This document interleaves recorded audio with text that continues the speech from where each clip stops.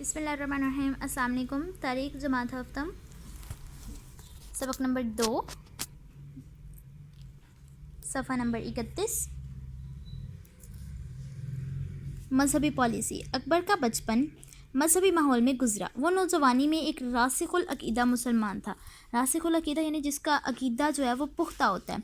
वो इस्लामी शुआर का दिलो जान से एहतराम करता था। इस्लामी जो शायर होते थे, इस्लामी शायर, और पाँचों वक्त बाद जमात नमाज अदा करता था। वो सुबह सवेरे बेदार हो जाता और नमाज फ़ज्र से कब्ल वज़ाइफ में मशगूल रहता था। मशगूल यानी मसरूफ़ रहता था। अकबर को बुज़ुर्गों के साथ दिली अक़ीदत थी। मोहब्बत अक़ीदत का मतलब होता है। वो हर साल हज़रत ख्वाजा मोइनुद्दीन चिश्ती के चिश्ती रहमतुल्लाह अलैह के मज़ार मुबारक की ज़ियारत के लिए अजमीर जाया करता था। उसे शेख सलीम चिश्ती रहमतुल्लाह अलैह के साथ भी बहुत अक़ीदत थी। सोफिया के साथ लगाव की वजह से अकबर ने फ़तेहपुर सिकरी में इबादत खाना के नाम से एक इमारत तामीर करवाई, जहाँ नमाज जुमा के बाद वो उलमा व मशाइख के साथ बैठता और मजहबी मसाइल पर गुफ्तगू करता। इन महाफिल में होने वाली इल्मी बहसों के बायस अकबर बादशाह बदजन हो गया।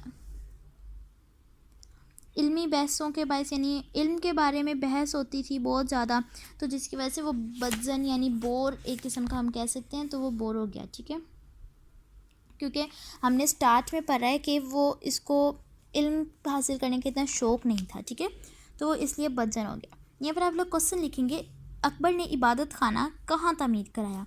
अकबर ने इबादत खाना कहाँ तामीर कराया? फ़तेहपुर सिकरी में। इसके बाद अकबर ने मुख्तलिफ मज़ाहिब के उलमा को बहस मुबासे के लिए दावतनामे भिजवाए। इनमें ईसाई, पारसी, जीनी और हिंदू मजहबी रहनुमा शामिल थे। अकबर ने इन तमाम मजहबी रहनुमाओं की बातों को बगौर सुना, मगर मजमूई तौर पर इसका दिल फिर भी मुतमईन ना हुआ। ताहम अकबर ने ये राय ज़रूर कायम कर ली कि सच्चाई सिर्फ़ एक मज़हब की इजारादारी नहीं है, तमाम मज़ाहिब में थोड़ी बहुत सदाकत मौजूद है। अकबर के दिल में ये ख्वाहिश पैदा हो गई कि इन तमाम मज़ाहिब के अच्छे अच्छे असूलों को यकजा कर दिया जाए। मज़ाहिब को यकजा करने के साथ साथ अकबर के पेश नज़र बहुत से सियासी मकासद और मसाइल भी थे। यकजा यानी इकट्ठा कर दिया जाए।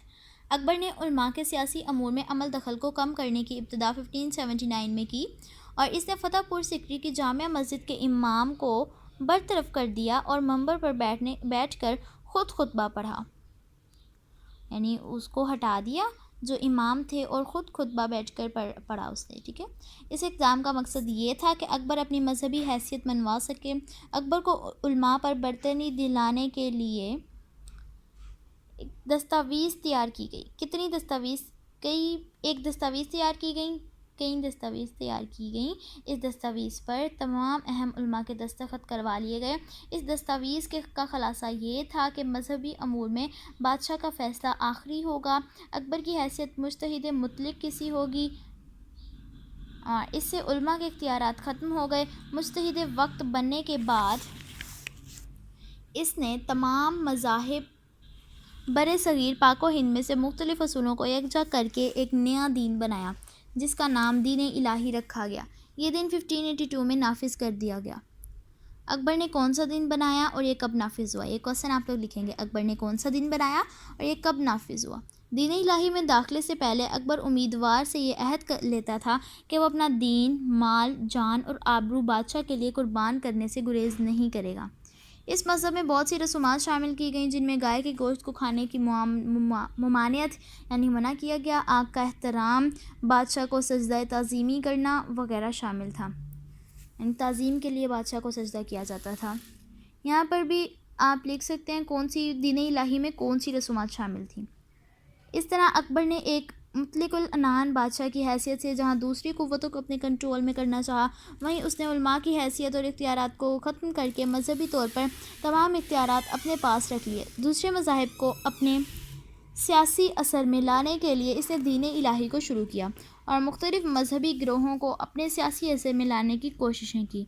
अकबर की ज़िंदगी में इसके खुशामदी दरबारियों ने दीन इलाही को कबूल कर लिया। इस वक्त के मशहूर आलिम शेख मुबारक के बेटों अबुल फ़ज़ल और फैज़ी ने दीन इलाही की तरवीज में अहम किरदार अदा किया, यानी इसको ख़त्म करने में। اکبر کی وفات کے ساتھ ہی دین الہی کا خاتمہ ہو گیا۔ دین الہی کو ختم کرنے کے لیے حضرت مجدد الف ثانی نے نہایت اہم کردار ادا کیا۔ یہ آپ نے پیج نمبر 31 اور یہ پیج نمبر 32 ہاف لرن کرنے یہاں تک۔